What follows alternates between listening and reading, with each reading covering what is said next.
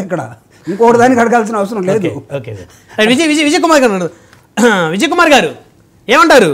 జూపూరి ప్రభాకర్ గారు మాట్లాడిన దానికి ఏం చెప్తారు సమాధానం? మాకు అసలు అవసరమే లేదు, దయచేసి వైఎస్ఆర్ కాంగ్రెస్ పార్టీకి అంటగట్టే ప్రయత్నం మీరు చేయొద్దు అంటున్నారు. చిల్లర వ్యవహారాలు అనేది అది అక్కడ మేము మా మధ్యలోని మా జెండాలు మేము ఎగరేసుకొని, ఇప్పుడు వర్మ గారు నాయకుడు, అలాగే మేము నాయకులమే, అందరం నాయకులమే. ఇప్పుడు నా కాన్స్టిట్యున్సీ నేను జనసేన వచ్చినప్పుడు జై జనసేన, జై పవన్ కళ్యాణ్, జై సుందరపు అంటారు. అంటే సుందరపుకి పవన్ కళ్యాణ్ గారికి ఏదైనా ఇబ్బంది ఉందా? ఏం మాట్లాడతారు? చిల్లరగా అని నేను వాడిన వ్యాఖ్యానం ఏదైతే ఉందో, వర్డ్ ఏదైనా ఉందో, అది చిల్లరగా ఆలోచన చేసే ఒక పార్టీ కోసం నేను మాట్లాడుతున్నాను. ఎందుకంటే ఇప్పుడు ఈయన ప్రభాకర్ గారు ఏదో మాట్లాడుతున్నారు కానీ పాపం వీళ్ళకే కదా, వీళ్ళు సోషల్ మీడియాలన్నీ అవే ఫిల్ అయిపోయి ఉన్నాయి. పాపం అవి చూసుకోవట్లేదు. మరి ఎందుకు అంత చిల్లరగా వ్యవహరిస్తున్నారు వీళ్ళు? మేము ఎవరైనా సరే ఎవరికి ఉండాల్సిన వాళ్ళకు ఉంటాయి, ఎవరి ఎమోషన్స్ వాళ్ళకు ఉంటాయి. ఆ ఎమోషన్స్ మీద ఇంట్రెస్ట్ ఎవరికి ఉంది? కేవలం వైఎస్ఆర్సీపీకే ఉంది. ఇప్పుడు ప్రతిసారి మీరు కావాలంటే మీరు చూసుకోండి, పవన్ కళ్యాణ్ గారు అలా వెళ్ళిపోయారు, టీడీపీ ఎలా వెళ్ళిపోయింది, చంద్రబాబు నాయుడు గారు ఎలా వెళ్ళిపోయారు, లోకేష్ గారు ఎలా వెళ్ళిపోయారు. ఇలాంటి చిల్లర వ్యవహారాలు చేసిన వాళ్ళు ఎవరు? దానికి నేను చిల్లరగా అన్నాను. 100% తెలుగుదేశం జనసేన పార్టీ అది మా అంతర్గత వ్యవహారం.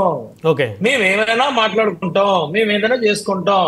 మేమేమి ఇక్కడ తెలుగుదేశం వాళ్ళు కానీ లేకపోతే జనసేన వాళ్ళు కానీ ఇంకోటి పార్టీ పేరు చెప్పలేదు కదా. మా పార్టీల పేర్లకి చెప్పుకున్నాం, మా నాయకుల పేర్లే కదా చెప్పుకున్నాం, మేమే కదా మాట్లాడుకుంటున్నాం.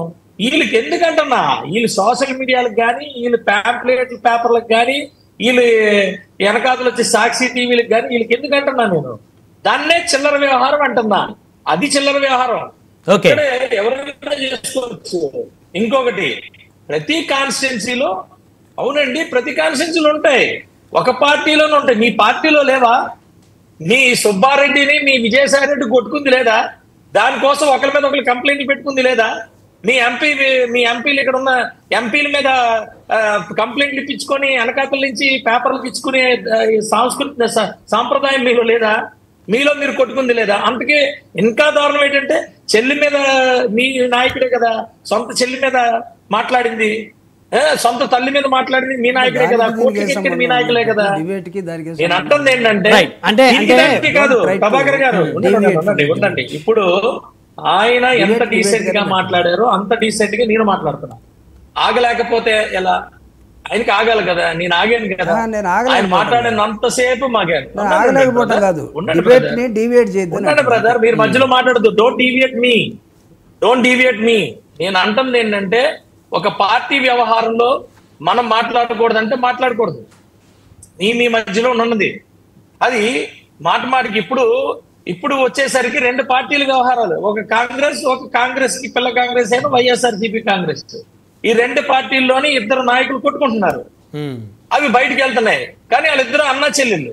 అదే అన్నాన్ని వెనకాతలు తిరిగి మీరు ఇప్పుడు 30 సంవత్సరాలు 25 సంవత్సరాలు మాట్లాడుతున్నారే, అదే చెల్లి గారు ఇంటింటికి తిరిగి లేకపోతే వీధిలో తిరిగి పాదయాత్రలు చేసి మా అన్న బాణం అని చెప్పి తిరిగి ఆవిడ మరి అలాగే మాట్లాడతారు. మేము అంటుంది ఏంటంటే, ఎవరు స్టాండ్ వాళ్ళకు ఉంటుంది, ఎవరు కామెంట్ చేయాల్సిన పని లేదు, ఎవరు స్టాండ్ వాళ్ళకు ఉంటుంది. బంగాళాఖాతంలో ఇసిరింది ఎవరిని ఏం చేసిందని అందరికీ తెలుసు. ప్రజలు ఎప్పుడు కూడా తీర్పిస్తారు. తీర్పిచ్చినప్పుడు అది ఎవరికి అతీతం కాదు, అది మాకు అతీతం కాదు, మీకు అతీతం కాదు. మీకు ఆల్రెడీ చెప్పారు కదా. నేను అంటుంది ఏంటంటే, 1 సీటు నుంచి 21 సీట్లు ఎదిగింది మేము ప్రజల మనస్సుల్లో. ఏమండి, 151 సీట్ల నుంచి 11 సీట్లకు దిగజారింది మీరు చెక్ చేసుకోవాలో మేము చెక్ చేసుకోవాలో ఒకసారి చెక్ చేసుకోండి.